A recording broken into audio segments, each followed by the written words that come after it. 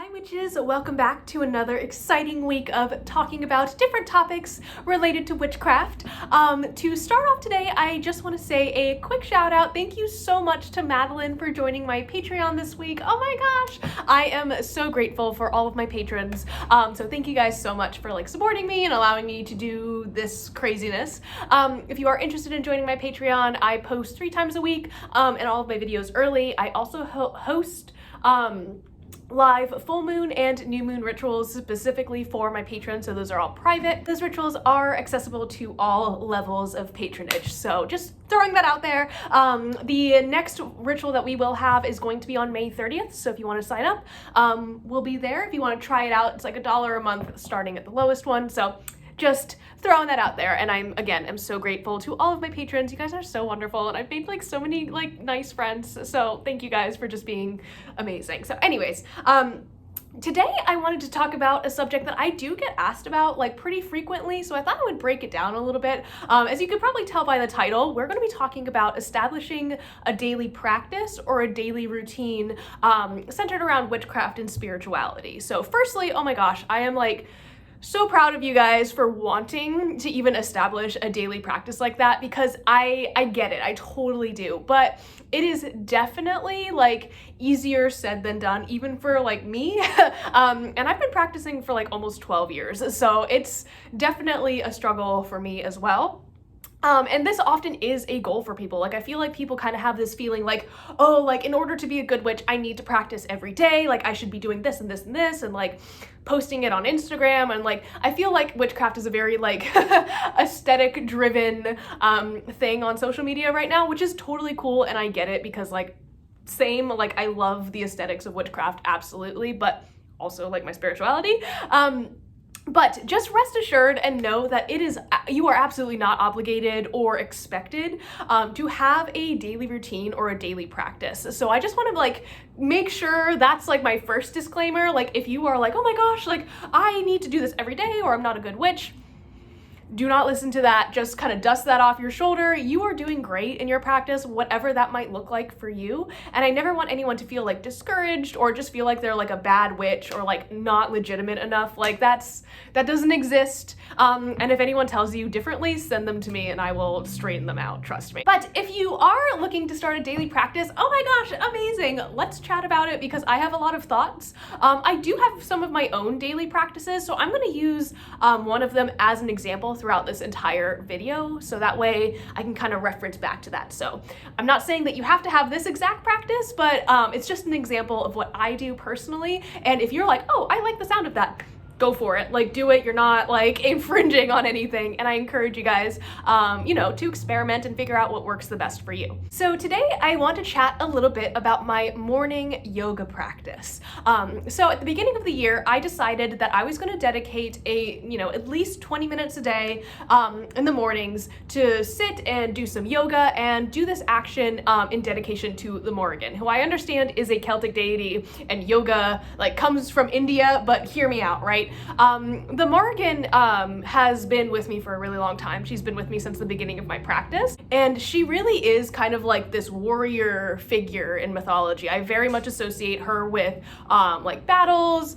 She's often referred to as the battle crow, and one of the ways that I honor her and this aspect of her is to strengthen my own body.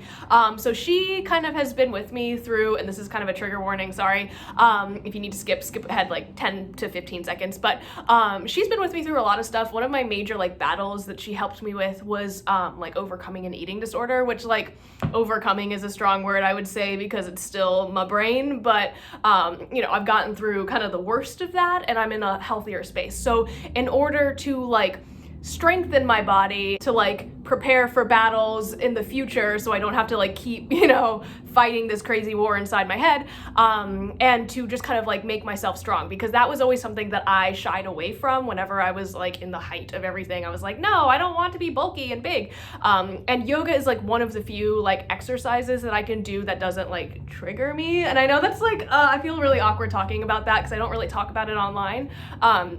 but it's the only thing that really helps me to not like get back into that headspace.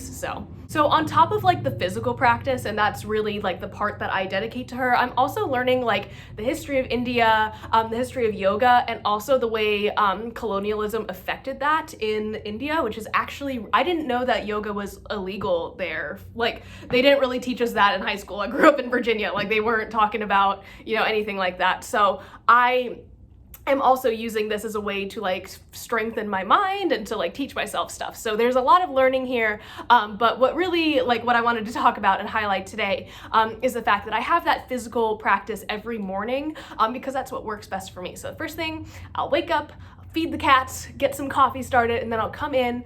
And at the beginning of the year, I tried doing tarot, yoga, and praying / giving offerings to all of my deities first thing in the morning. And honestly, it was a lot. Like I couldn't keep up. So let that be a lesson to you. Don't be like me and overload yourself with a ton of different things that you're trying to do all at once.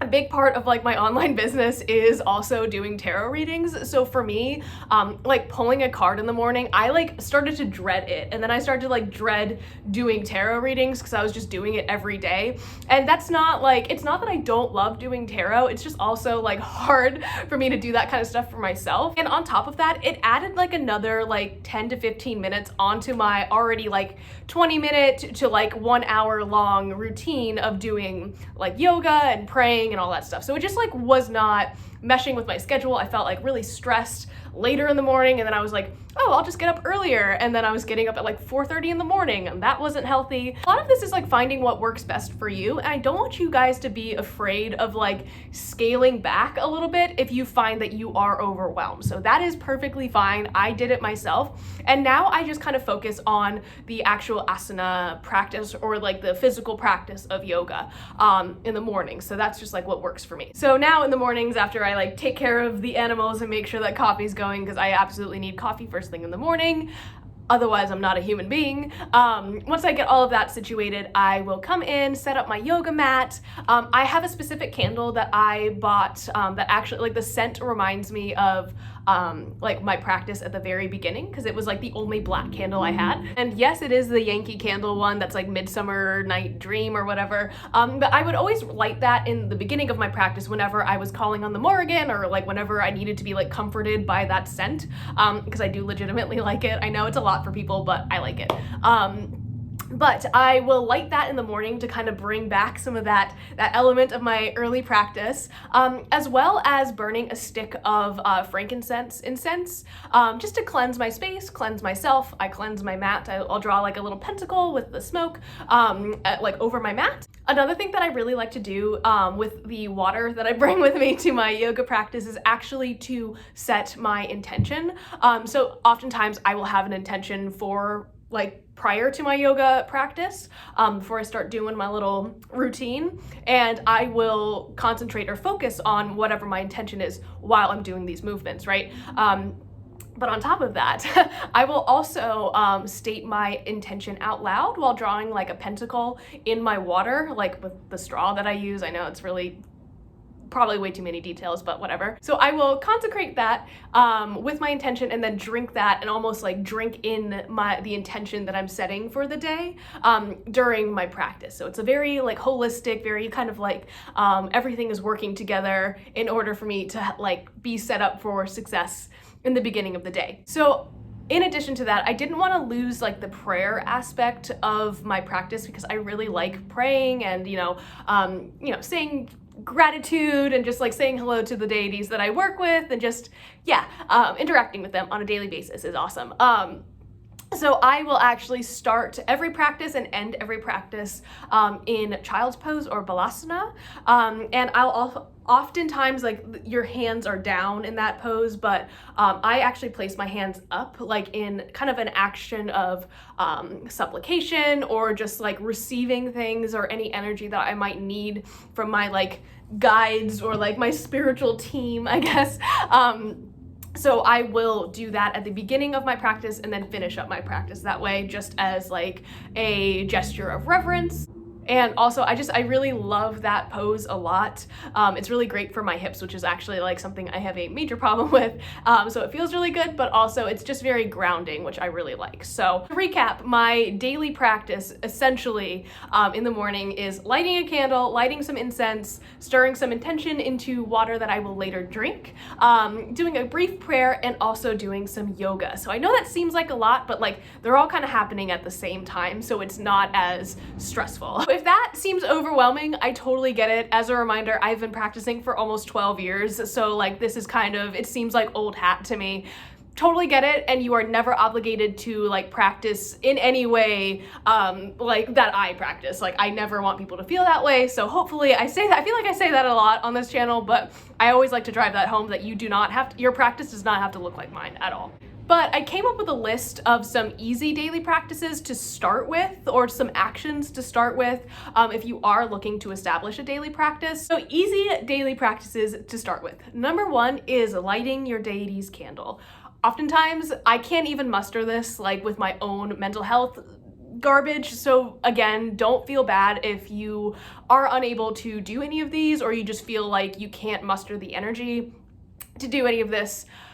Your mental health comes first, your health comes first, your safety comes first, your spirituality comes second. Please, please take care of yourselves. That's just all I want for you guys. Please. So we have deity candles.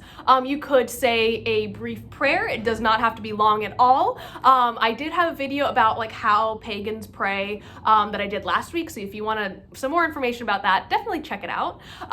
You can enchant a drink such as coffee, tea, or like I do with water.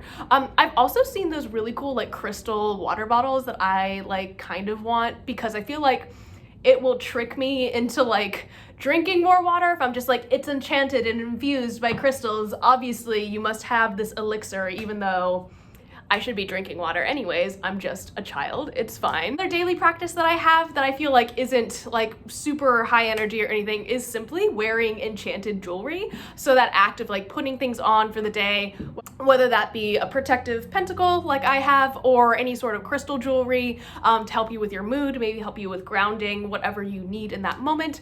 That can totally be a daily practice where you pause and you kind of feel that energy as you put on these like beautiful pieces of enchanted jewelry or even clothing. Some witches dress in a specific way that is related to the religion that they practice.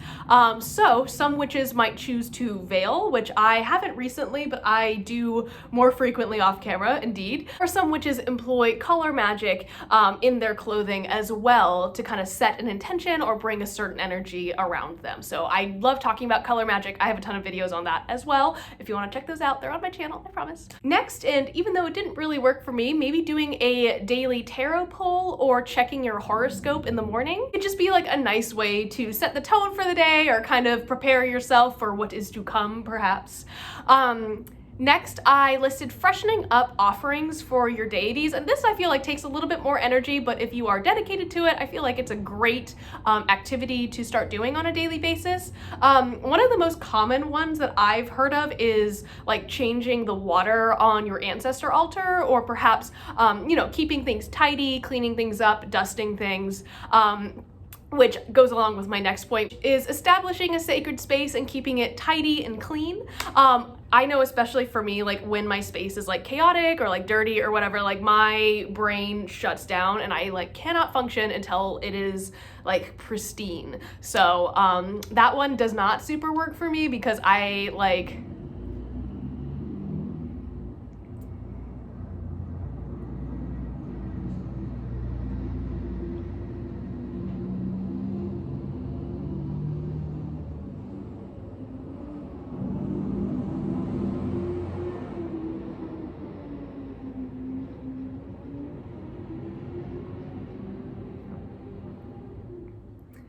but honestly, this one doesn't super work well for me because like my brain just like doesn't allow me to be like that clean, tidy person all the time. Like depression is fucking real, guys. I get it. You are not obligated to practice in any certain way if that doesn't work with how your energy level is or like your ability for that day. So don't worry about it. Again, your practice is centered around you and what works best for you. If you're someone who also really struggles with anxiety, having maybe a grounding practice or a moment just to like breathe, maybe saying some positive affirmations or just like a second to ground and like center yourself, highly recommend doing that on a daily basis if you can. Again, I totally get if you can't. And then finally, one of the things that I also do as part of my spirituality that I consider kind of a daily practice is adhering to a specific lifestyle or maybe a diet, and that could be vegetarianism, veganism, or incorporating more traditional meals into your routine, I guess, that are associated with your ancestry. So for me personally, because I do work with like animal spirits and stuff, I don't eat meat. So I'm a vegetarian. I do eat cheese because like I love cheese. I'm sorry, vegans. But conversely though, I do get all of my like cheeses and various dairy things from local farmers, so I like try to be sustainable. Vegans, I love you guys. I'm just not that strong. I'm sorry. I just love butter. So that is it from me today. I hope that talking through this lessened some of your anxiety, maybe gave you an insight as to what a daily practice can look like. Definitely leave some of your daily practices down below to like inspire others, myself included. And I'll see you in the next one. Bye.